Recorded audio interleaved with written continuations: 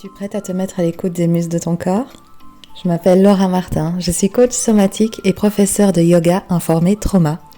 Je suis convaincue qu'on a toutes et tous des muses qui nous murmurent, des idées, des créations, un regard neuf sur le monde. Et que pour le faire, elles nous communiquent via notre corps, les sensations de notre corps, l'ouverture de notre cœur et de notre imagination.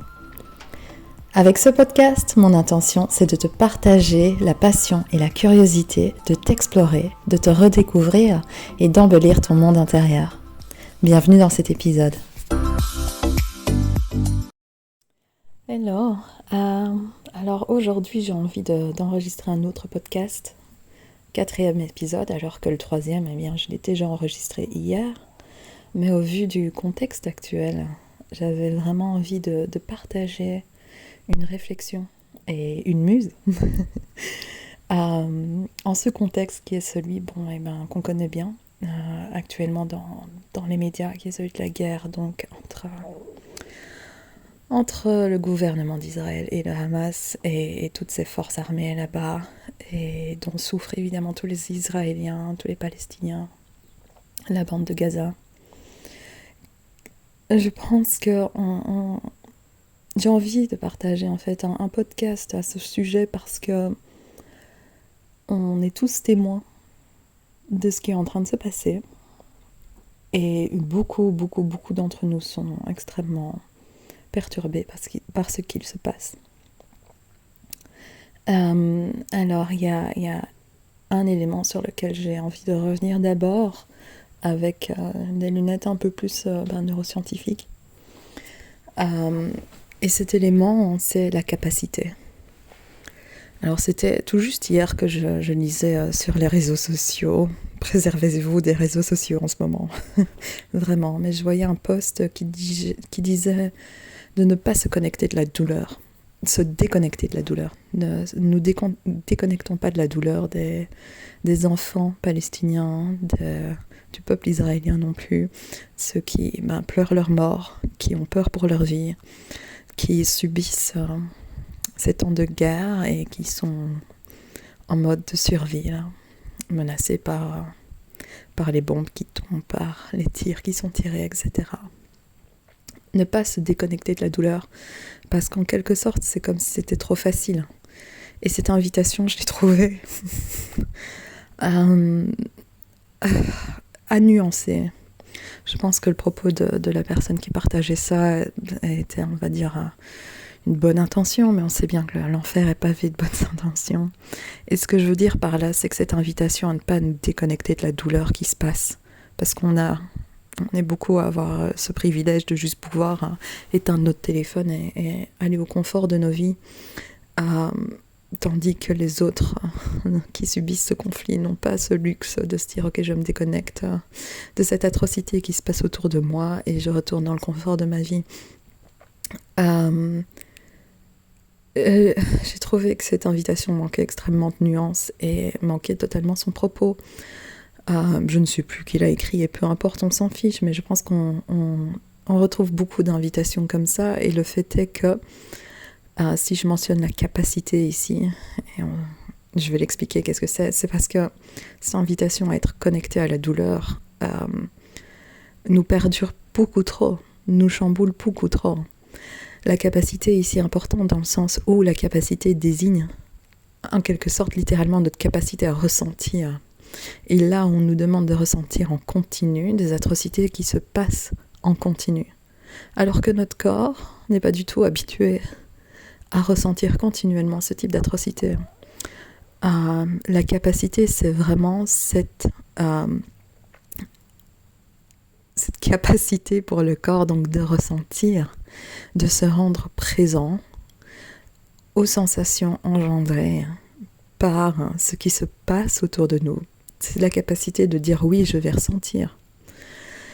Et on est bien nombreux à ne pas du tout être maître de cette capacité, on va dire en quelque sorte, de cette contrôle, entre guillemets, que l'on a sur l'autorisation à ressentir. Là, je m'autorise à ressentir. Là, je ne m'autorise plus à ressentir. J'ai besoin de me déconnecter, de retourner un petit peu dans le confort de ma vie, oui, dans ma bulle, et de me ressourcer, parce que mon système nerveux n'a pas la capacité de recevoir plus d'informations. C'est trop pour moi. Imagine la capacité comme étant un vase. Et ce qui se passe au Proche-Orient, c'est l'eau d'une piscine. C'est énorme. Est-ce que l'eau d'une piscine peut remplir un vase ? C'est beaucoup trop, ça va le faire déborder. Tu vois ? Donc, ton système nerveux reçoit en continu des informations qu'il traite, qu'il filtre. On ne peut pas tout traiter. Et là, c'est comme si on se disait, il faut que je traite tout, il faut que je me rende disponible à tout, il faut que je ressente tout. Parce que c'est horrible, parce que ça me choque, parce que je veux en savoir plus, je veux savoir comment ça se passe, parce qu'il y a quand on commence à regarder quelque chose et qu'on le fixe, et ben on absorbe tout ce qui émane de cette fixation. Et ça commence à faire déborder notre vase, ça fait déborder notre capacité à ressentir, c'est beaucoup trop d'informations, et ces perturbations, le débordement du vase, c'est pas juste une goutte là, c'est vraiment beaucoup plus, eh bien ça nous plonge dans des états qui sont néfastes pour soi-même. Je pense que vous avez tous remarqué que enfin tous, ça dépend qui, si vous suivez un petit peu de plus près, vous remarquez que vos pensées sont différentes, vous remarquez que le stress de votre corps est vraiment différent, peut-être vous digérez moins bien, peut-être vous mettez plus de temps à vous endormir, peut-être votre esprit va davantage vers l'anxiété, vers la peur, etc. La solution n'est pas forcément de ne plus rien ressentir. Pour certaines personnes, je pense que oui, elles ont déjà assez dans leur vie et elles n'ont pas à se forcer à ressentir toute l'atrocité qui se passe autour d'elles. Et peut-être leur job, en quelque sorte, entre guillemets, c'est prendre vraiment soin d'elles et vraiment s'assurer qu'elles prennent soin de leur situation, qu'elles prennent soin de leur cas et ensuite peut-être s'ouvrir à ce qui se passe autour d'elles, mais se forcer à ressentir peut être extrêmement néfaste pour soi-même. Et ça nous invite tout simplement, cette question de capacité, ça nous invite à prendre conscience des états dans lesquels ça nous plonge. Parce que ressentir toutes ces choses avec un système nerveux qui est déjà rempli, qui est déjà à bout, qui est déjà hyper stimulé, hyper stressé, ça ne va rien générer de bon en quelque sorte. Ça ne va rien générer de fructueux, ça génère extrêmement de peur, de colère, et ça nous contrôle au final, ces émotions. On perd vraiment pied parce qu'on part déjà dans, entre guillemets, point de départ où on est perturbé. Donc on est encore plus perturbé, on est pris dans un torrent, on est pris dans un vortex qui est celui de l'épuisement, du trauma. Ok, et ça... Je me souviens, moi, d'avoir expérimenté ça davantage au niveau, lors des années du conflit syrien. On était plein dans toutes les attaques, toutes les guerres qui se produisaient en Syrie, et d'avoir été comme ça dans un état de dépression pendant 2 mois. Et il fallait que je me déconnecte, il fallait que je reprenne soin de moi, il fallait que je pense à autre chose, etc. Donc, mon invitation, c'est faites vraiment... Mon invitation pour vous, pour toi qui m'écoutes, c'est fais attention à ta capacité. Remarque quand ton vase va déborder à l'intérieur ou s'il a déjà débordé. Observe ce qui se passe dans ton corps, observe là où vont tes pensées, observe ce filtre qui existe entre toi et le monde. Ce filtre, comme j'en parlais dans le podcast du 3e épisode de la partie centrale de ton cerveau qui fait l'intermédiaire entre les informations que tu reçois de ton corps au niveau sensoriel et le type de pensée auquel tu as accès, là où va ton esprit. Quel est ce filtre émotionnel, quelle est cette texture que tu poses sur le monde? Parce que si on veut tout ressentir peut-être, ou se rendre présent tout simplement à ce conflit, c'est peut-être pour espérer comme apporter un certain témoignage, apporter un certain... juste être un témoin humain en quelque sorte et pouvoir contenir toutes ces vies chamboulées dans nos cœurs et leur adresser nos prières, n'est-ce pas?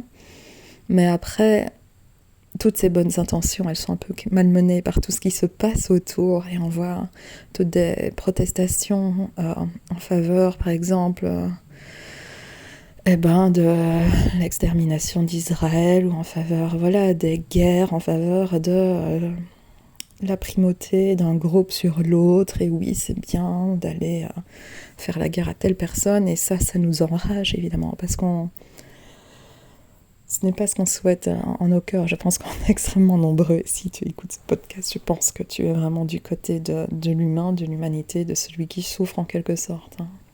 Et que tu n'es pas dans la considération des jeux politiques, peut-être.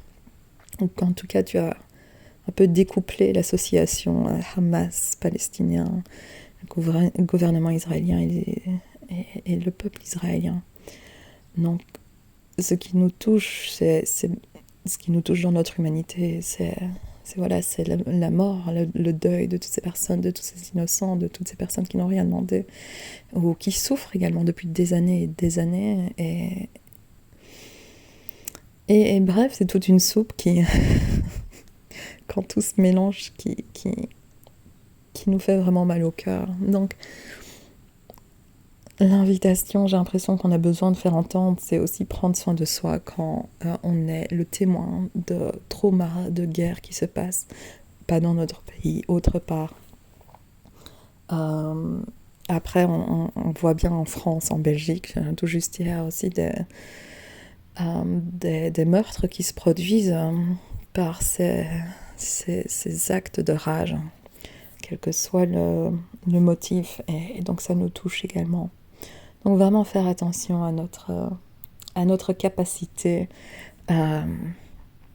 C'est un élément important. J'espère que c'est plus ou moins clair ce que j'essaye de transmettre ici. Et donc à cet effet, on pourra vraiment faire plusieurs épisodes sur le thème, mais se déconnecter de ce qui se passe, de ces atrocités, peut être une très bonne stratégie pour soi-même. Et pourquoi je dis qu'on pourrait faire plusieurs podcasts sur le sujet, c'est que ça va souvent, je pense, entraîner chez soi une sorte de honte. Non, je peux pas, de culpabilité et de honte en fait de soi, de ne pas être capable. On retrouve l'idée de capacité ici, vraiment, de ne pas être capable de faire plus, de ressentir plus, d'être plus présent, d'être un bon témoin de ce qui se passe en quelque sorte, si ça existe, entre guillemets, un bon témoin. Et puis la culpabilité de vouloir, entre guillemets, tourner de l'œil, de vouloir éteindre le téléphone portable, éteindre les médias et se couper un instant. Donc voilà, tout simplement, pleine compassion avec vous tous qui êtes témoins, vous tous qui êtes blessés touchés, blessés par ce qui se passe, et une invitation vraiment à prendre soin de son système nerveux, afin ensuite, si c'est la bonne chose à faire, entre guillemets, pour soi-même, d'être un témoin compatissant de ce qui se passe, dans une compassion bien entendu active, d'être un ancrage de la paix. Ok, de vraiment inviter toutes ces vies dans nos prières, hein, et garder notre cœur assez large pour être présent à la souffrance de ces personnes et puis également à leur colère. Mais ça pourrait être encore un autre podcast, je ne vais pas rentrer dans les détails. Ce que je voulais partager également, c'était davantage... c'était une chanson. Et l'invitation à trouver comme muse, parce que les muses nous aident à réguler notre système nerveux, hein, parce que ça décrit un état d'ouverture tout simplement, et donc initier comme une petite brèche en soi pour s'ouvrir au chant, au murmure, à la mélodie d'une muse, à mes yeux est vraiment vecteur de régulation de son système nerveux, de la manière dont on le nourrit, dont on en prend soin et donc dont on prend soin de notre santé holistique. Cette muse, moi je la trouve dans les paroles, dans les chansons de la chanteuse palestinienne qui est décédée il y a quelques années, qui s'appelle Rim Banna, qui est extrêmement touchante, qui a une voix incroyable, mais ce qui touche tout autant, voire plus, ce sont ces chansons. Donc elle chante en arabe et ça vaut vraiment la peine d'aller voir la traduction de ces textes. La chanson qui me touche le plus, sans doute, qui me parle ou qui simplement me touche, oui, le plus, c'est celle que je vais... je mettrai un lien dans la description pour que vous alliez l'écouter. Elle s'appelle Wa'arti Nisfa Amri.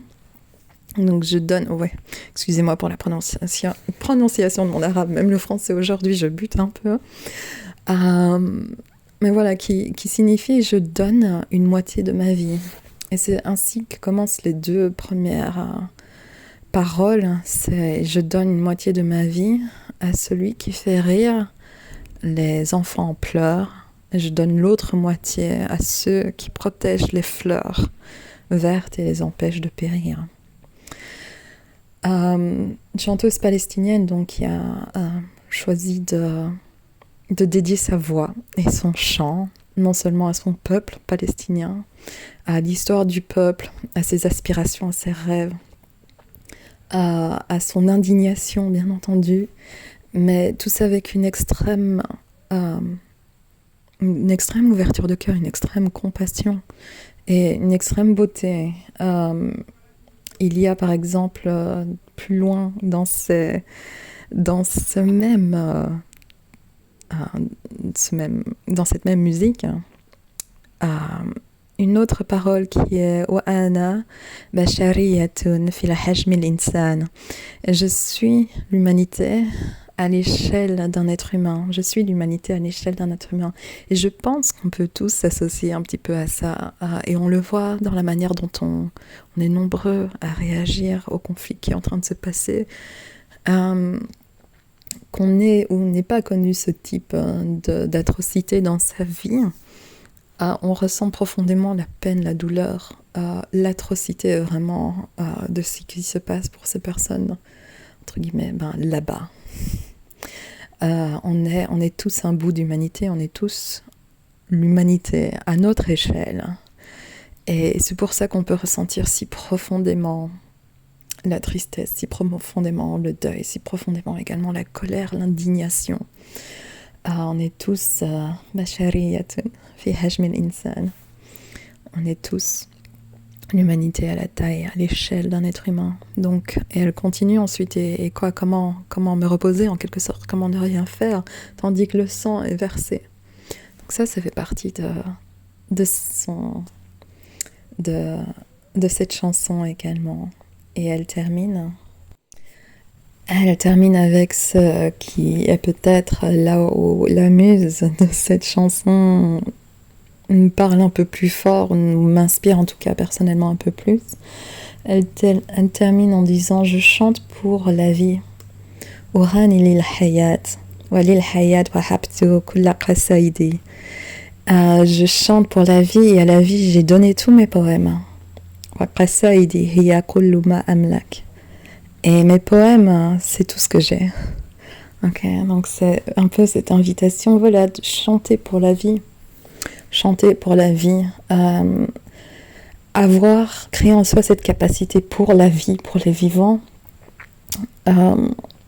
Et donner à la vie tout ce qu'on possède, en quelque sorte. Pas dans cette idée de se vider de tout, de contribuer à sa mort intérieure en quelque sorte, mais d'être dans ce dialogue avec le vivant, de chanter pour elle, parce qu'on pourra toujours chanter. Tant qu'on est en vie, on peut chanter, on peut écrire des poèmes, et on peut continuer vraiment à diriger nos intentions qui viennent de notre cœur, de notre âme, du vivant, de notre corps. On peut dédier tout ça à la vie. Et voilà.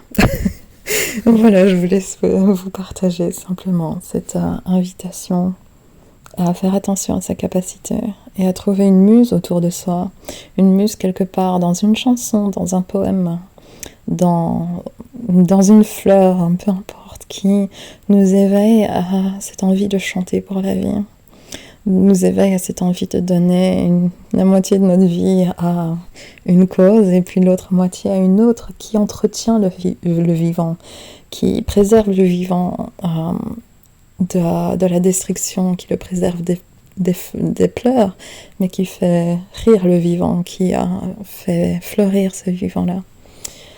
Et donc, écrivez vos poèmes avec votre corps et dédiez-leur à ces personnes qui sont en souffrance, puisque vous êtes une part d'humanité, vous êtes l'humanité à votre échelle, à l'échelle d'un être humain. C'est mon invitation pour ce 4e épisode. Et prenez vraiment soin de vous en ce moment. Prenez soin de vous. Écoutez vos muses et laissez-les vous aider petit à petit, jour après jour, à faire attention à votre capacité, à la capacité de votre système nerveux à l'agrandir ou simplement vous assurer que vous vous ressourcez et que vous continuez à avoir envie de chanter à la vie. Je vous retrouve bientôt pour un 5e épisode. Prenez soin de vous, écoutez vos muses, à la prochaine.